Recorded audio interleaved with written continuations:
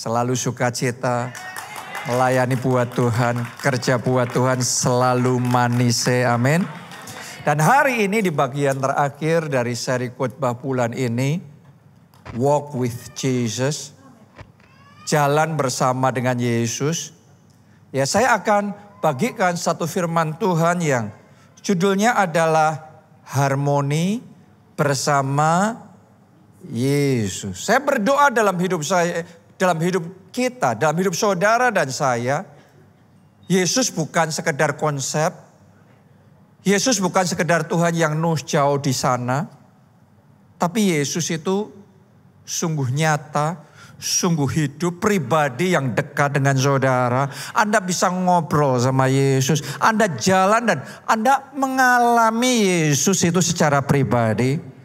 Doa saya dalam hidup saudara, Alkitab itu bukan cuma buku yang terjadi di masa lalu, catatan sejarah. Doa saya Alkitab itu menjadi pengalaman pribadi dalam hidup saudara. Buku kehidupan yang ketika Anda baca, Anda alami itu secara pribadi dalam hidup saudara. That is walk with Jesus. Itulah yang namanya jalan sama Yesus. Kalau Anda jalan sama Yesus, Alkitabmu jadi hidup. Kalau Anda jalan sama Yesus gak ada ceritanya Anda bosan. Karena jalan sama Yesus itu exciting. Jalan sama Yesus itu memang ada deg-degannya. Tapi indah banget jalan sama Yesus. Oke, siap jalan sama Yesus? Amin. Amos 3 ayat yang ketiga. Berjalankah dua orang bersama-sama jika mereka belum berjanji? Sekarang saya mau terjemahkan, saya mau bacakan dalam Alkitab bahasa Inggris, versi The Message.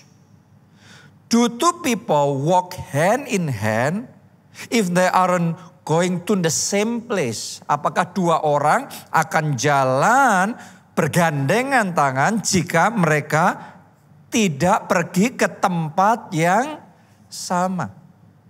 Jadi kalau saudara dan saya mau jalan barengan, maka kita hanya bisa jalan barengan kalau tujuan kita sama. Kalau tujuan kita beda, hari ini saya khotbah di Soho dan Bunita khotbah di Peak. Kita dari rumah berangkat. Mungkin gak kita berangkat bersama-sama? Gak bisa. Kita akan berangkat sendiri-sendiri. Kita akan berangkat terpisah. Kenapa? Karena tujuan saya ke Soho. Tujuan istri saya ke Peak. Sama halnya dengan Yesus. Anda mau jalan sama Yesus? Yakin Anda mau jalan sama Yesus? Pastikan tujuanmu sama Yesus. Karena gak ada orang yang bisa jalan sama Yesus kalau tujuannya beda. Ini yang saya sebut dengan harmoni. Harmoni with Jesus dimulai dari kita harus seirama hidup sama Yesus dalam roh. Yohanes 6 ayatnya yang ke-66. Coba kita lihat ya, ini satu kejadian yang menarik sekali. Mulai dari waktu itu banyak murid-muridnya mengundurkan diri dan tidak lagi mengikuti Yesus. Tadinya mereka ikut Yesus. Tapi setelah itu mereka mengundurkan diri. Mereka tidak mengikuti Yesus. Apakah Anda mengalami hal yang sama, ditinggal sama orang kepercayaan saudara? Ditinggal sama teman saudara? Ditinggal sama orang yang seharusnya ada bersama dengan saudara? Tapi meninggalkan saudara. Saya mau ngomong sama saudara, bukan cuma Anda loh. Yesus saja juga ngalami. Siapa kita yang tidak mengalami? Tapi doa saya di sisi yang lain, kita semua yang ada di sini, jemaat keluarga Allah, kita semua juga murid-murid Yesus. Saya berdoa Anda tidak terhitung yang meninggalkan Yesus. Saya berdoa setiap orang di tempat ini adalah orang-orang yang setia sama Yesus. Yang jalan bersama dengan Yesus, sekali ikut Yesus sampai akhir bersama dengan Yesus. Amin. Nah, tapi pertanyaannya kenapa kok mereka pada waktu itu meninggalkan Yesus? Ternyata karena Tuhan sedang mengajarkan satu pengajaran tentang roti hidup. Dan di dalam pengajaran itu Yesus berkata, akulah roti yang turun dari surga. Barang siapa makan dagingku dan minum darahku, ia mempunyai hidup yang kekal. Jadi karena dianggapnya pada zaman itu pengajaran itu sukar. Itu pengajaran yang berat, pengajaran yang keras. Kalau sekarang ini enggak lagi sukar. Kenapa? Karena tiap bulan di gereja kita selalu melakukan perjamuan kudus. Tapi pada waktu itu mereka belum memahami. Yesus di satu sisi bicara tentang perkara rohani, di mana dia mau menyerahkan tubuhnya, dia mau menyerahkan darahnya, sehingga orang-orang yang masuk dalam persekutuan dengan tubuhnya dan darahnya terima pengampunan dosa dan diselamatkan dan hidup kekal dalam kerajaan surga. Tapi mereka nangkepnya Yesus bicara kanibalisme. Yesus bicara perkara roh, mereka nangkepnya Yesus ngomongan urusan jasmani. Dan karena mereka nganggep pengajaran Yesus itu berat, ikut Yesus itu susah, maka mereka meninggalkan Yesus. Hari-hari ini banyak orang yang bukan pengajarannya yang susah, tapi mungkin situasinya yang susah sehingga meninggalkan Yesus. Mungkin karena ada tawaran yang lain yang lebih mudah, yang lebih empuk, yang lebih menyenangkan, prospek yang lebih potensial sehingga meninggalkan Yesus. Tapi doa saya setiap orang di tempat ini, apapun keadaan saudara, sesusah apapun, semenantang apapun saudara, kita punya hati yang setia. Sekali Yesus, tetap Yesus selamanya sampai akhir hidup kita. Tepuk tangannya yang paling meriah buat Tuhan kita. Amin. Haleluya. Dan bicara tentang walk with Jesus, jalan sama Yesus. Doa saya, kita semua dalam hidup ini terus jalan bersama Yesus. Dan jalan sama Yesus itu jalan dalam roh. Mari kita baca Galatia 5 ayat 17. Sebab keinginan daging berlawanan dengan keinginan roh, dan keinginan roh berlawanan dengan keinginan daging, karena keduanya bertentangan, sehingga kamu setiap kali tidak melakukan apa yang kamu kehendaki. Jadi kalau saudara berjalan bersama dengan Yesus, saya mesti ngomong sama saudara, berjalanlah dalam roh. Dan Alkitab katakan jangan menuruti keinginan dagingmu. Karena masing-masing dari kita ada yang namanya keinginan daging. Karena itu Alkitab mengajarkan kepada kita supaya kita menyalibkan kedagingan kita. Yesus saja juga memikul salib. Saya berdoa kita bukan orang Kristen yang cengen cuek ikut Yesus, maunya enak, maunya berkat, maunya mujizat. Saya berdoa kita semua orang-orang Kristen yang mau menderita buat Yesus, mau tinggalkan dosa buat Yesus, mau bayar harga buat Yesus, mau berkorban buat Yesus. Kita mau berjalan dalam roh bersama dengan Yesus. Karena itu mari kita belajar menyalibkan kedagingan kita. Karena firman Tuhan berkata keinginan daging sama keinginan roh itu saling berlawanan. Coba keinginan daging itu apa saja? Galatia 5 ayat 19 sampai 21 memberitahu kita, contoh nih, perbuatan daging telah nyata, yaitu apa? Yang pertama, percabulan. Bagaimana kita ngomong kita jalan sama Yesus kalau kita hidup di dalam percabulan, kalau kita hidup dalam perzinahan dan lain sebagainya. Ada pengajaran-pengajaran di luar sana yang mungkin memuaskan telinga kita. Dan di zaman akhir zaman Alkitab sudah ngomong orang itu mencari pengajaran yang memuaskan telinganya. Pokoknya yang saya mau aja. Bahkan kalau Anda lihat di luar negeri, di barat sana, orang benar-benar cari gerejanya bukan mencari kebenaran. Cari gerejanya, cari yang bisa ngepasin diri sendiri. Cari gereja yang setuju LGBTQ. Di gereja menikahkan pria sama pria, perempuan sama perempuan. Itu yang benar. Kenapa? Karena itulah saya. Jadi bukan cari kebenaran, tapi cari yang cocok di hati saya. Makanya di akhir zaman firman Tuhan berkata banyak orang yang berseru Tuhan, Tuhan. Yesus ngomong, tapi aku tidak mengenal kamu. Gak bisa masuk, cuma merasa nyaman sewaktu di dunia. Nanti waktu tiba saatnya ditolak. Saya berdoa gak satupun dari kita yang ditolak. Orang Jawa ngomong kecele. Ya, saudaraku, kita pikir bakal masuk surga, ditolak sama yang punya surga. Kenapa? Karena orang di akhir zaman ini cuma mau yang suka cocok menurut pikirannya sendiri. Daging itu seringkali kalau nggak dikontrol, sukanya percabulan. Ayo ngaku aja saudaraku, coba kita lihat ya. Ini kedagingan kita kalau tidak di bawah kendali Roh Kudus. Lihat ini, apalagi tadi? Kecemaran, benar apa tidak? Hawa nafsu, betul apa tidak? Buah yang di pohon itu, buah pengetahuan yang baik dan buruk itu menarik banget tuh.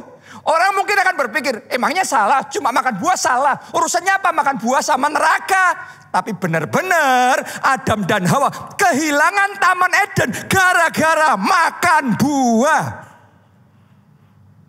Dan berapa banyak orang Kristen hari-hari masih merasionalisasi, oh nggak apa-apa nanti pokoknya yang kita berbuat dosa setelah itu minta ampun, anugerah, anugerah, anugerah. Buat dosa terus saja, pokok anugerah. Mari kita menipu diri kita terus menerus. Dan tanpa sadar, suatu hari nanti kita pikir masuk. Tapi Yesus ngomong, aku tidak kenal kamu, siapa kamu? Karena Alkitab ngomong keinginan roh sama keinginan daging itu saling berlawanan. Lihat ini. Ayat 20, apalagi keinginan daging. Penyembahan berhala, sihir, perseteruan. Halo? Perselisihan, apalagi? Iri hati. Jadi Anda jangan mendiskriminasi dosa. Oh kalau percabulan itu dosa, kalau iri hati ya pantes lah. Tapi iri hati itu firman Tuhan ngomong keinginan daging, ini perbuatan daging. Amarah, kepentingan diri sendiri, percideraan roh pemecah. Kedengkian, kemabukan, pesta pura dan sebagainya.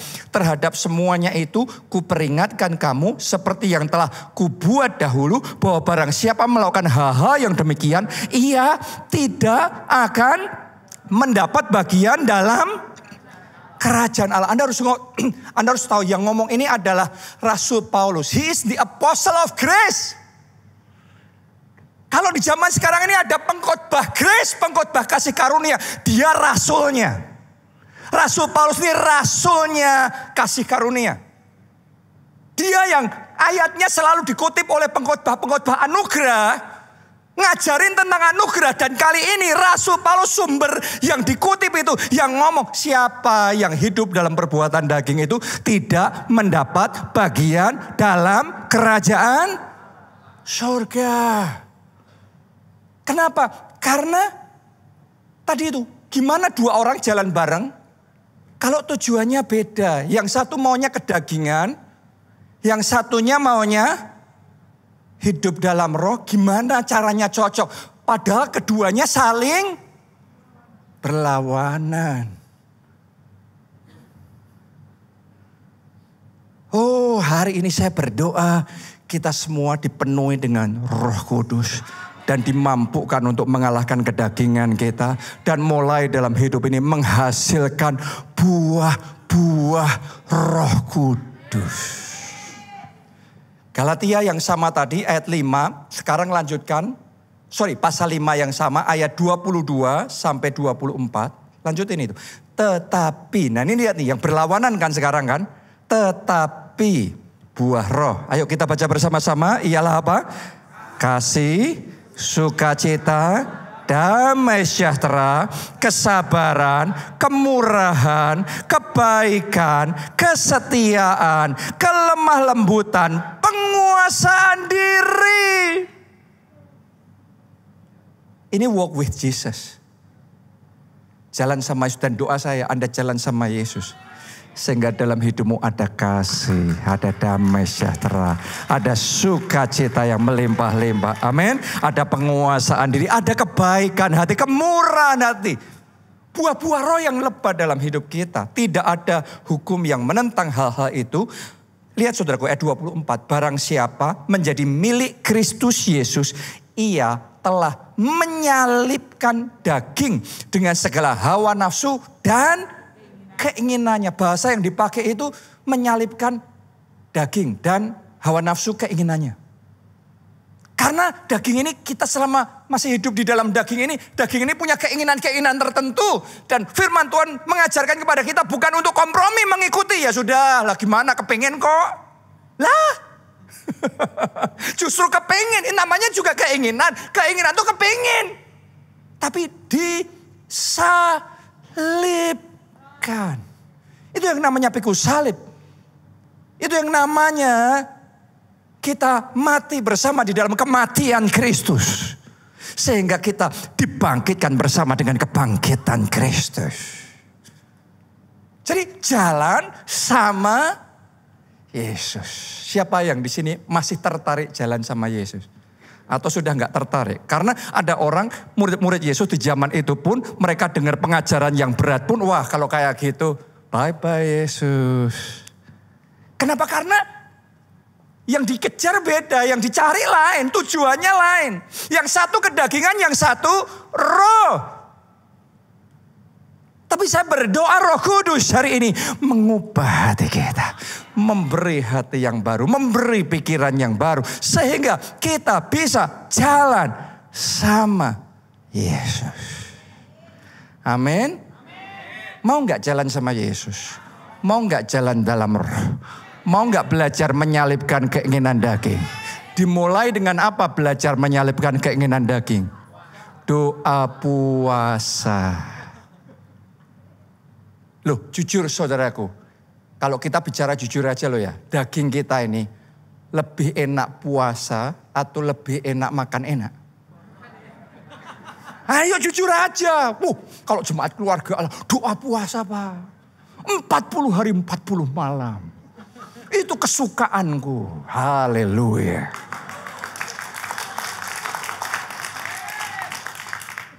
Tapi pendetanya pun suka doyan makan saudaraku. Namanya manusia, kedagingan kita ini. Apalagi kita hidup di Jakarta. Apalagi gerejanya di Soho Capital.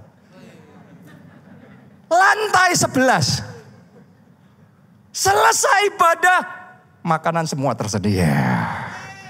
Tinggal turun ke bawah dan all you can eat.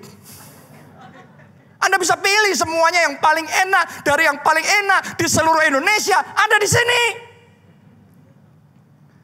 Tapi waktu mau makan, khotbahnya doa puasa. Siapa yang saat dikhotbahin doa puasa? Amin. Amin. Jujur kita dagingnya gak enak Pak. Tapi Yesus ngomong, kamu ikut aku, menyalibkan kedaginganmu. Keinginan daging itu disalibkan. Dan doa saya Anda tidak alergi dengan khotbah menyalibkan kedagingan. Doa saya jemaat keluarga Allah bukan cuma ngejar khotbah tentang berkat saja. Tapi doa saya jemaat keluarga Allah adalah the follower of Jesus Christ. Para pengikut Yesus Kristus. Kita menjalani, kita mau jalan bersama dengan Yesus. Doa puasa. Kalau Anda masih ingat yang saya sampaikan kemarin waktu ibadah Jumat Agung di sini. Saya bagikan tentang apa yang Tuhan taruh di hati saya di tahun ini. 2 Tawarik 7 ayat 14. Jikalau umatku yang atasnya namaku disebut merendahkan diri dan mencari wajahku. Saya ajak saudara, ayo kita merendahkan diri dan mencari wajah Tuhan. Ayo kita doa puasa. Doa puasa di tahun yang penuh dengan goncangan. Di tahun yang penuh dengan tantangan. Saya ajak saudara, doa puasa. Nanti Anda akan melihat ketika Anda meresponi perkataan Tuhan, perkataan profetik ini. Janji Tuhan akan dinyatakan dalam hidupmu. Tahun ini apapun yang terjadi, dunia boleh gonjang-ganjing. Tapi saudara,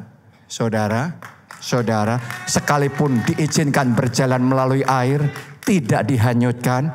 Sekalipun diizinkan berjalan melalui api resesi, api krisis, tetapi tidak akan dihanguskan. Bahkan Anda akan bersaksi, yes, tahun ini 2025 adalah tahun double favor. Tahun ini akan ada favor Tuhan yang besar, favor Tuhan yang tebal, yang belum pernah Anda alami sebelumnya. Tetapi Dia akan nyatakan itu dalam hidup saudara. Sampai-sampai saudaraku, kemarin waktu kita meeting pemuritan sama Pak Obaja, saya bagikan tentang hal ini. Tiba-tiba Pak Obaja ngomong, kalau gitu kita majuin aja doa puasa kita. Kan doa puasa kita harusnya baru dimulai tanggal 13 Mei. Itu doa puasa tahunan kita 13 Mei, kita memulai doa puasa 40 hari. Dan Pak Obaja ngomong, dimajuin aja. Oke, tanggal berapa? 1 Mei. Jadi saya mau aja Anda semua di tempat ini, ayo salibkan kedaginganmu. Saya tahu Anda suka yang enak-enak itu, suka yang daging-daging itu semuanya. Tapi ayo kita belajar menyalibkan kedagingan kita. Mulai tanggal 1 Mei kita doa puasa. Haleluya. Yang paling excited di sini dari tadi ini, saudara. Yang lainnya saya tahu di kantor kalau Anda doa puasa, temanmu lagi makan enak, engkau harus gigit jari. Lagi ketemu dengan klien, harusnya kita pagi bisa ngopi dulu, bisa ngapain dulu. Tapi nggak bisa. Itu yang namanya menyalipkan keinginan daging, Ci. Saya mau ngomong sama saudara, ayo belajar walk with Jesus. Kenapa Yesus tidak real dalam hidup banyak orang Kristen? Karena nggak jalan sama Yesus.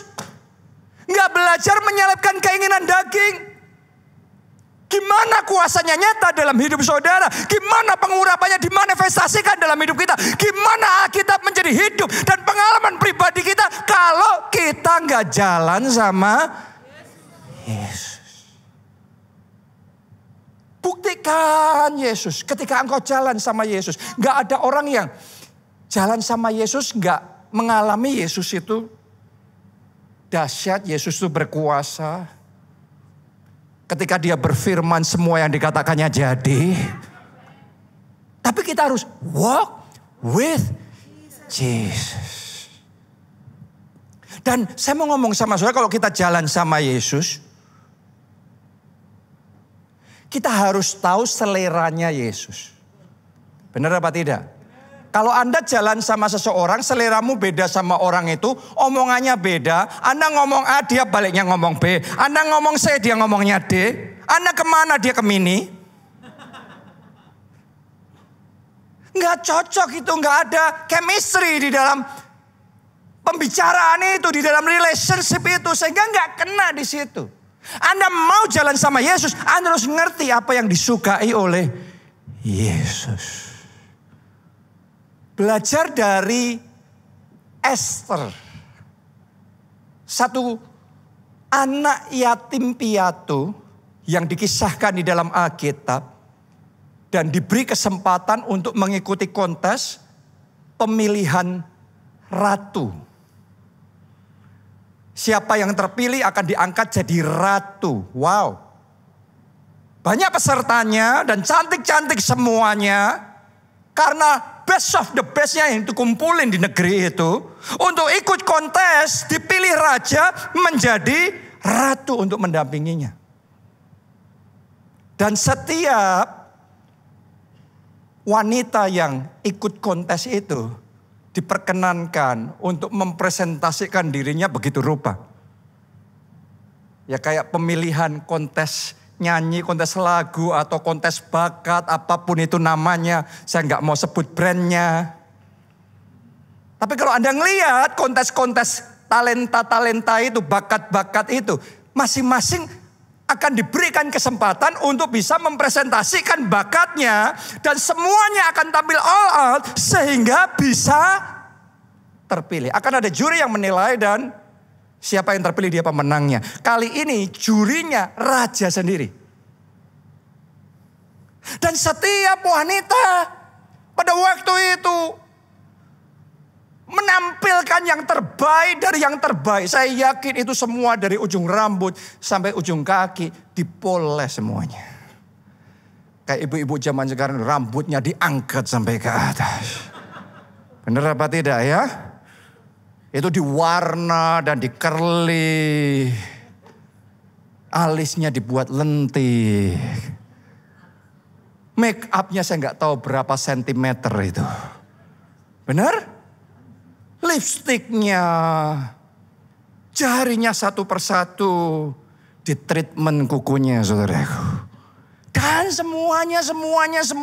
Pokok semuanya mau tampil cantik. Mau tampil yang terbaik. Dan semua gadis punya persepsinya masing-masing. Cantik itu gimana? Mereka semua punya seleranya sendiri-sendiri. Punya versinya sendiri-sendiri. Kecuali satu gadis. Anak yatim piatu ini. Namanya Esther. Dia nggak mau apa-apa. Dia beda sama yang lainnya. Yang lainnya mau ini, mau itu, aku mau gini, mau gitu, dan gini gitu. Pakaian yang gini gitu, aku mau perhiasan yang seperti ini. Semuanya punya mau, kecuali Esther. Dia ngomong gini, aku mau yang dimau raja. Aku mau seleranya raja. Bukan seleraku, bukan cantik menurut aku. Tapi aku mau yang cantik menurut raja. Dan dia mendekati Hegai, ini orang dekatnya raja yang dipercaya, orang kepercayaan. Yang ngerti raja itu seleranya kayak apa. Jadi Esther deketin dia dan kemudian mendengarkan perkataan dia. Raja itu suka perempuan yang kayak gini, yang rambutnya begini, yang dandanannya seperti ini. Pembawaannya begini dan lain sebagainya. Dan Esther ngomong, aku mau yang itu.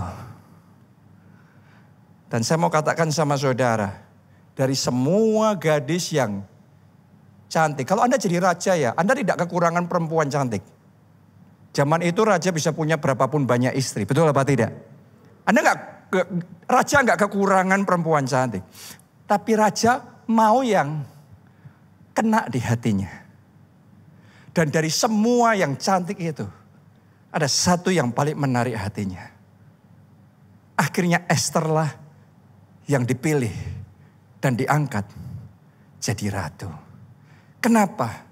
Karena dia tahu satu rahasia yang orang lain gak tahu. Dia tahu selera raja itu yang menentukan kehidupannya. Masing-masing dari kita punya mau dalam kehidupannya. Aku mau gini, aku mau gitu. Kita ngejar ini, ngejar itu. Wah, setiap hari hidup kita penuh dengan macam-macam aktivitas yang kita kejar. Pertanyaannya, tahu nggak yang Tuhan mau dalam hidupmu apa? Tahu nggak rencana Tuhan itu apa dalam hidup saudara? Tahu nggak selera Tuhan itu kayak gimana? Ada orang-orang yang spesial yang akan ngomong Tuhan, ya Bapa, bukan kehendakku. Tapi kehendakmu jadi. Oh, itu butuh memang menyalipkan kedagingan. Karena kedagingan ini kita punyanya maunya ini, maunya itu, maunya ini, maunya itu. Kita punya mau banyak. Tapi ada orang-orang yang mau menyalipkan kemauannya dan kedagingannya. Dan mau berkata bukan kehendakku. Kehendakmu, bukan seleraku. Seleramu, bukan tujuanku. Tujuanmu jadi. Kalau Anda adalah orang yang seperti itu, saya mau ngomong sama saudara. Seperti Esther, dapat yang terbaik. Mulai hari ini dalam hidupmu tidak akan pernah biasa lagi. Tuhan akan selalu memilihkan yang terbaik. Anugerahnya, favornya akan selalu yang terbaik. Pilihannya selalu yang terbaik. Anda mau jalan sama Yesus? Anda mau yang Yesus mau, seleranya Yesus? Tahu nggak saudaraku, saya bagikan ya. Ini saya sharekan sama saudara. Dari pengalaman saya kenal Yesus. Kan kayak tadi ya, Esther tuh deketin orang yang dekat sama raja untuk ngerti seleranya raja itu apa. Nah, saya sebagai hamba Tuhan, sekarang juga saya kepengen ceritain sama saudara seleranya Yesus itu gimana. Saudara tertarik dengan seleranya Yesus? Ada 3 yang saya mau bagikan. Nomor 1, Yesus itu sukanya sama orang yang punya iman yang besar. Oke? Ya. Bukan orang yang takut-takut, bukan orang yang serba mungkin penuh kalkulasi, tapi penakut. No. Yesus itu sukanya sama orang yang berani berjalan dalam iman, punya iman yang besar. Ayo kita baca satu kejadian yang menarik sekali. Matius 8 ayat yang ke-10. Ini kisah tentang seorang perwira Romawi. Nah, di ayat ini saya mau bacakan dalam versi bahasa Indonesia masa kini. Waktu Yesus mendengar apa yang dikatakan oleh perwira itu, lihat sini saudaraku.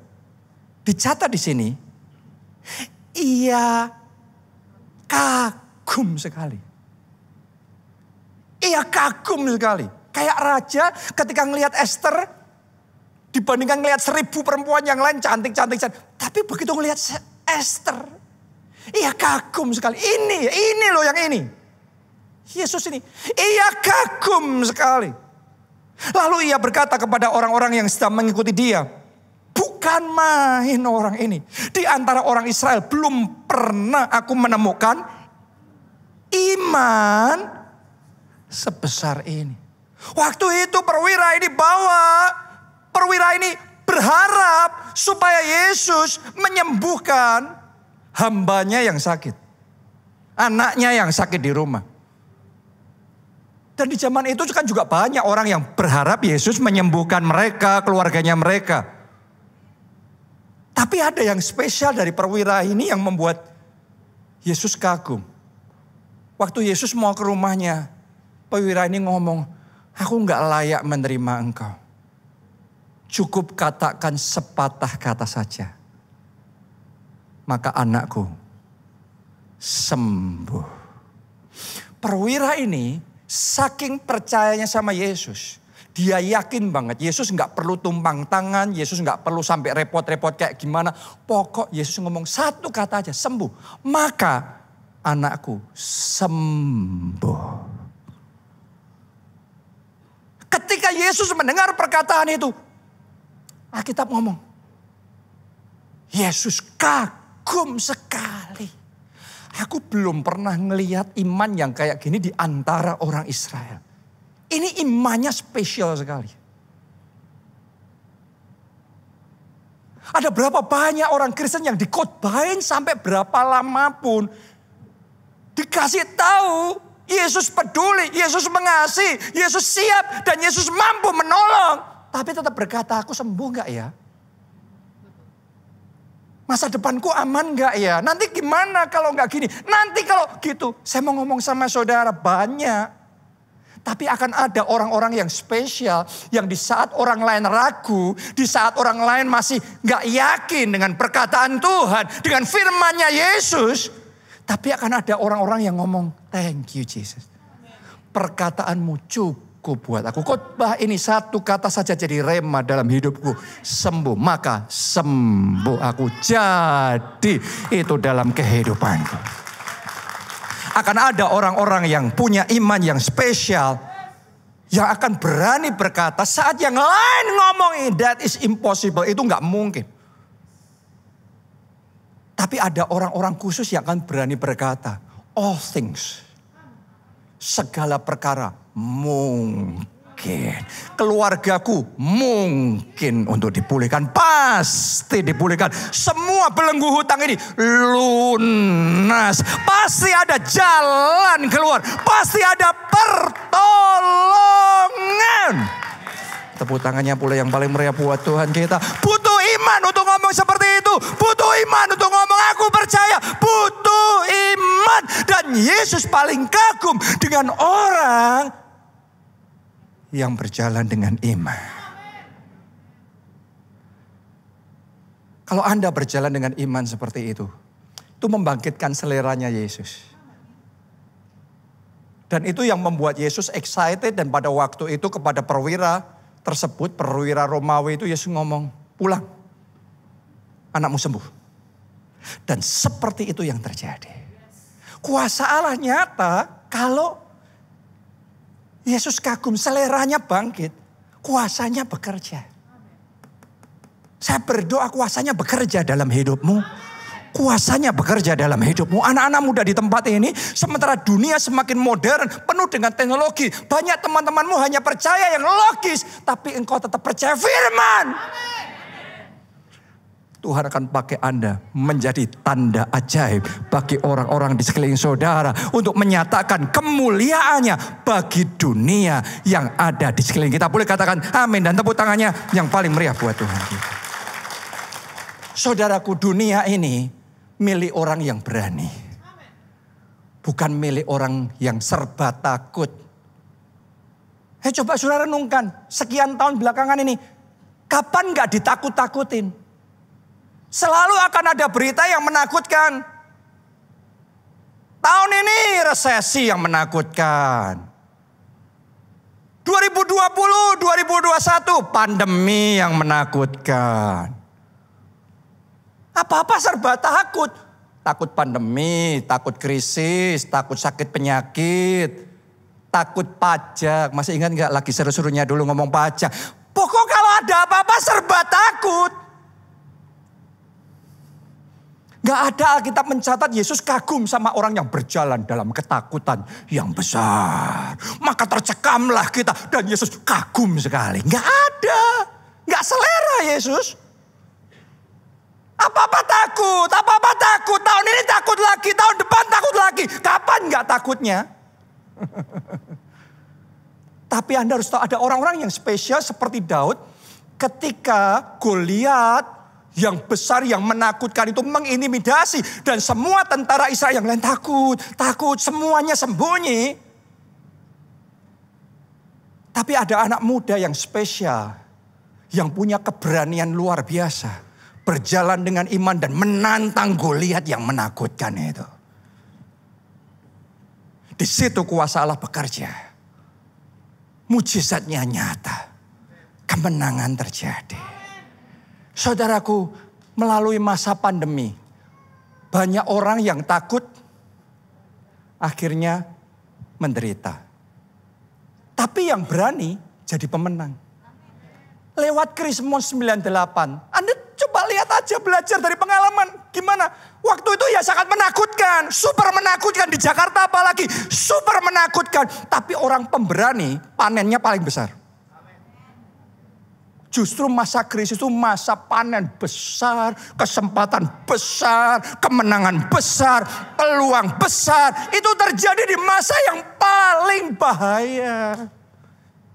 Di masa menghadapi Goliat, saat semuanya takut, Daud berani sendiri dan Tuhan kagum sekali seperti sama perwira Romawi tadi. Kuasanya bekerja. Daud menang, Daud melejit naik jadi pahlawan besar. Dari tukang menggembalakan domba jadi pahlawan besar. Orang itu saudaraku ya harus berani nantang Goliat dulu baru naik level. Di 2025 ini saya berdoa Anda tidak mengulangi kesalahan-kesalahan sebelumnya. Takut lagi, takut pajak lagi, takut pandemi lagi, takut krisis. Kapan gak takut? Mari kita buat keputusan untuk pertama kalinya. Walaupun di hatinya ada ketakutan. Tetapi kita tahu kita punya Tuhan yang hebat. Kita punya Tuhan yang lebih besar dari segala yang terbesar. Kita punya Allah yang lebih hebat dari apapun yang hebat. Karena itu kita berjalan bersama Tuhan. Kita percaya akan ada kemenangan. Saya berdoa tahun ini Anda akan berjalan di atas krisis. Anda akan berani menantang Goliat resesi itu. Anda akan berani maju dengan iman. Anda nggak takut-takut lagi. Mau bisnis takut, mau invest takut, mau ngerjain project takut. Belajar saudaraku, yang saat semua orang takut, kita maju sama Tuhan. Itu kemenangannya terbesar. Itu yang akan game changer. Itu yang akan membuat kita majunya nggak tambah dikit. Tapi itu yang membawa kita tuh lompatan. Itu momen kayak gini nih loh. Dan Tuhan tuh excited banget cari orang-orang yang berani. Orang-orang yang berjalan dalam iman. Nggak setiap saat terus menerus dengerin analisa. Nanti ahli ini, ahli itu, ahlinya juga penakut. Anda dengar tambah takut. Emangnya ahli ngerti di sini ini beda sama di sini. Anda dengerin ahli-ahli yang cuma ngerti di sini, di pikiran aja, tapi takut di hati, kosong. Dunia ini bukan milik penakut. Dunia ini milik orang-orang yang berani, orang-orang yang mau jalan sama Yesus dan percaya karena dia punya Yesus yang besar. Haleluya. Saya harus cepat-cepat nih. Waktu kita habis. Yang kedua, Yesus suka orang yang punya kelaparan dan kehausan yang besar untuk mencari dia. Oke. Yohanes 1 ayat 38. Tetapi Yesus menoleh ke belakang. Ia melihat bahwa mereka mengikuti dia. Lalu berkata kepada mereka, apakah yang kamu cari? Pada waktu itu ada banyak orang mengikuti Yesus. Tapi di ayat ini secara spesifik Yesus bicara bukan kepada banyak orang itu. Tapi kepada dua orang yang sama-sama mengikuti Yesus. Mereka mengikuti Yesusnya beda. Yang lain mengikuti Yesus cari kesembuhan, yang lain mengikuti Yesus cari mujizat. Dan setelah itu selesai, Yesus selesai, mereka juga pulang. Tapi yang dua ini saat orang lain pulang, mereka masih tetap mengikuti Yesus. Saat KKR-nya selesai, mereka masih tetap mengikuti Yesus. Saat Yesus sudah pulang, mereka masih tetap mengikuti Yesus. Yesus bisa merasakan ada kelaparan roh yang besar. Yang lebih dari yang lain. Saya mau ngomong sama saudara, ibadah yang sama, semua orang ibadah. Tapi Yesus akan melihat dan bisa merasakan ada orang-orang yang datang beribadah dengan kelaparan roh yang besar. Yang ketika mengangkat tangan memuji dan menyembahnya, itu bukan cuma nyanyi lagu, bukan cuma karena disuruh worship leader, tapi menyembah dengan kelaparan roh yang besar, dengan passion yang menyala-nyala di dalam hatinya, dengan hati yang mencari Tuhan, dengan segenap kerinduan. Yesus cari orang yang kayak gitu. Orang kalau lapar tuh saudaraku, gak bisa ngomong, ya sudah, aku makannya tahun depan aja ya. Orang kalau haus tuh, gak mungkin akan ngomong, ya sudah bulan depan aja nanti aku minum, aku datang minum. Orang kalau benar-benar lapar, itu sekarang. Orang kalau haus beneran, kasih aku minum sekarang. Saya mau ngomong sama saudara, kalau engkau benar-benar lapar untuk mencari wajah Tuhan, engkau nggak cukup ibadah online. Engkau akan kejar Tuhan dengan segala keberadaan. Walaupun datang ke gereja itu ongkos, engkau harus ganti celana pendekmu. Dengan celana gereja, dengan celana panjang yang lebih bagus, yang lebih rapi. Anda harus repot. Semua kerepotan, semua hujan, semua pengorbanan tidak akan sanggup menghentikan saudara. Kalau Anda mengejar Yesus dengan kelaparan dan kehausan roh yang luar biasa. Bahkan ketika Anda ditantang untuk doa puasa, saya mau ngomong sama saudara, bahkan kedagingan saudara tidak akan menghentikan saudara untuk mengejar Yesus dengan doa puasa. Tahu nggak saudara, yang kayak gitu sangat menarik di hati Yesus. Makanya untuk orang-orang yang kayak gitu, Yesus ngomong yang lapar itu yang ku kenyangkan. Yang haus itu yang ku puaskan. Banyak orang nggak ngalami apa-apa. Kenapa? Karena ibadah tapi nggak lapar. Berdoa tapi tanpa kehausan roh. Memuji menyembah Tuhan tapi nggak ada hati yang membara untuk menaikkan pengagungan buat Tuhan. Karena itu nggak dikenyangkan, nggak dihauskan, nggak ngalami apa-apa. Sederhana karena nggak ada kelaparan roh. Yesus sudah ngomong yang dipuaskan yang haus. Yang dikenyangkan yang lapar. Saya ajak saudara punya kelaparan roh untuk mencari wajah Tuhan. Anda beribadah, Anda kelompok sel. Anda pondok Daud. Pondok Daud, saya ajak saudara. Saya kapan waktu lalu ketemu sama satu pengusaha yang lagi maju-majunya. Terus saya tanya sama dia, kamu buka cabang di mana-mana, kenapa belum buka cabang di sini? Dia ngomong, belum ketemu partner Pak.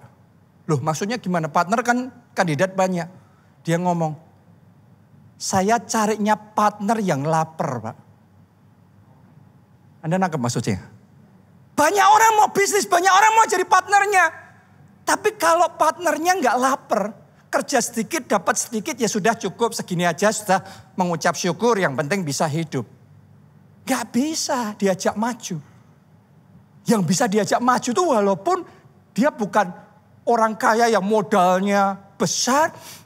Tapi dia punya kelaparan yang tidak dipunyai oleh orang lain. Dia punya kehausan yang membuat orang lain sudah cukup. Tapi dia akan lagi dan lagi dan lagi. Itu yang membuat dalam bisnis maju tuh gitu. Saya ajak saudara ketika Anda mengejar wajah Tuhan. Anda ngomong mau walk with Jesus. Doa saya bukan sekadar walk with Jesus. Ada bedanya jalan sama Yesus dengan jalan sama Yesus. Semua orang Kristen jalan sama Yesus. Tapi ada orang-orang tertentu yang jalan sama Yesus. Beda. Yang terakhir. Yang ketiga, Yesus suka sama orang yang berani mengasihi dia dengan radikal. Oke. Markus 14 ayat 3. Ketika Yesus berada di Betania di rumah Simon si kusta dan sedang duduk makan, datanglah seorang perempuan membawa suatu buli-buli pualam berisi minyak narwastu murni yang mahal harganya. Setelah dipecahkannya leher buli-buli itu, dicurahkannya minyak itu ke atas kepala Yesus. Mengurapi Yesus, mengharumkan Yesus. Saudaraku, Anda harus tahu ini bukan minyak biasa. Ini minyak narwastu, ini minyak mahal harganya. Untuk membeli minyak ini, perempuan ini harus mengumpulkan kerja 1 tahunnya untuk beli minyak itu. Dan demi mengharumkan Yesus, dia bawa minyak itu dan dia pecahkan buli-bulinya. Sehingga gak bisa ditutup lagi. Artinya semuanya dicurahkan untuk mengharumkan Yesus. Dia bukan bawa minyak itu terus kemudian dia ambil dikit, dicipratin dikit. Enggak. Enggak, yang penting syarat sudah. Enggak. Dia all out buat Yesus. Dan ketika dia ngelakuin itu, kalau Anda baca kisah lengkapnya di rumah, Anda akan menemukan ada orang-orang di sana termasuk murid-murid Yesus yang ngomong, buat apa pemborosan ini? Kan ini minyak mahal harganya. Kalau cuma mengharumkan Yesus sebentar setelah itu harumnya hilang, kan percuma. Ini dijual aja untuk memberi kepada orang miskin. Omongannya kayak rohani dan familiar banget enggak di zaman sekarang ini yang kayak gitu tuh. Itu bukan hanya di zaman sekarang. Sejak zaman Yesus. Anda harus tahu gini. Dengarkan baik-baik saudaraku. Buat orang-orang yang cinta Yesus biasa-biasa. Tidak akan pernah bisa memahami orang-orang yang cinta Yesusnya luar biasa. Buat orang yang cinta Yesus biasa. Yang ngomong pemborosan itu orang yang cinta Yesus loh. Mereka nganggap yang dilakukan wanita ini adalah pemborosan. Tapi buat Yesus yang dilakukan wanita ini adalah penyembahan. Dan ini gak pernah orang-orang yang cuma cinta Yesus gak pernah bisa dong ini. Mereka gak dong ini. Mereka selalu nganggapnya buat Yesus itu ya secukupnya. Buat mereka yang dilakukan perempuan ini adalah tindakan bodoh. Tapi buat Yesus, ini adalah tindakan iman yang luar biasa. Dan Yesus ngomong apa? Karena Yesus terkesan. Ini kayak wow, ini sesuatu yang mengesankan hatinya Yesus. Yesus ngomong apa yang dilakukan perempuan ini tidak akan pernah dilupakan. Akan terus diingat dimanapun Injil diberitakan. Perempuan ini ya apa yang dia lakukan akan selalu diceritakan sampai sekarang. Cara Yesus memperlakukan perempuan ini gak biasa.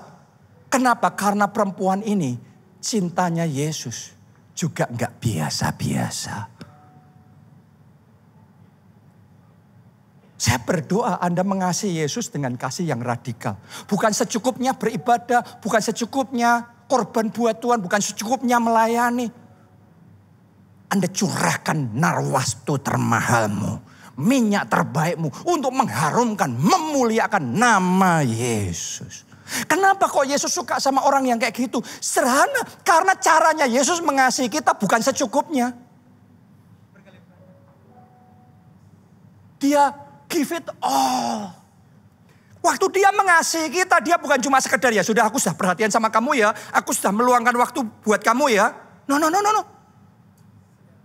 Dia mengasihi kita dengan kasih yang radikal. Dia mengasihi kita sampai mati di kayu salib. Dia mengasihi kita dengan memberikan tubuhnya dipecahkan. Dengan mencurahkan darahnya sampai tetes yang terakhir. Buat orang yang sekedar mengasihi Yesus. Kalau melihat orang yang sangat mengasihi Yesus. Kata-kata yang keluar kamu kok sefanatik itu sih. Gak usah sampai fanatik gimana. Buat Yesus ya buat Yesus. Tapi gak perlu sampai kayak gitu. Mereka gak akan pernah dong. Yesus ngomong apapun ini bukan pemborosan, ini penyembahan. Gak akan pernah dong sampai hari ini. Selalu akan ada orang yang ngomong itu pemborosan. Tapi hari ini saya berdoa buat orang-orang di tempat ini. Anda juga yang mengikuti secara online. Berhenti hanya mengasihi Yesus. Ayo mengasihi Yesus dengan kasih yang radikal, yang terbaik bagi Yesus. Nyanyikan lagu ini bersama-sama. Rohmu yang hidup. Rohmu yang hidup penuhiku, mengalir dalam. Mari bangkit berdiri semuanya. Jiwaku tenang bersamamu dalam naunganmu. Rohmu yang kudus, Rohmu yang kudus, pulihkanku. Engkaulah damaiku. Ku hidup oleh anugerah-Mu. Ku hidup oleh anugerah-Mu yang menyertaiku. Yang menyertaiku. Yang menyertaiku. Angkat dua tanganmu, mari katakan bersama. Ku buka hati tu jamahan-Mu, berserah penuh di hadirat-Mu. Kau ambil alih seluruh hidupku di altar-Mu menyembah. Saudaraku, ini tantangan buat kita semua. Bukan hanya cinta Yesus. Semua orang Kristen ngomongnya cinta. Tapi doa saya jemaat keluarga Allah, cinta Yesus. Semua orang Kristen ngomongnya percaya. Siapa orang Kristen yang ngomong gak percaya? Semuanya percaya. Tapi ada bedanya percaya dan percaya. sampai dicatat ketika mendengar perkataan perwira Romawi itu, maka Yesus takjub, kagum. Oh, doa saya naik level, jalan sama Yesusnya naik level, bukan sekedar asal jalan sama Yesus. Ayo kita jalan sama Yesus. Anda yang mau itu dari hati saudara, angkat dua tangan saudara, angkat doa saudara, angkat penyembahan saudara di hadapan Tuhan. Bawa aku Tuhan untuk maju lebih lagi, maju lebih lagi, mengasihi Engkau lebih lagi. Jalan sama Yesus lebih erat, lebih dekat. Belajar percaya sama Yesus lebih lagi. Ajari aku Tuhan, ajari aku Yesus. Oh, thank you Jesus. Doa saudaraku, doa.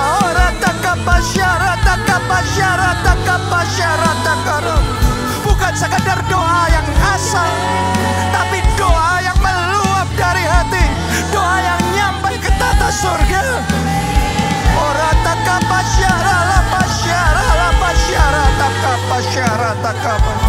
Jesus, Jesus, Jesus, Jesus. Thank you Jesus. Mari katakan bersama-sama. Ku buka hati.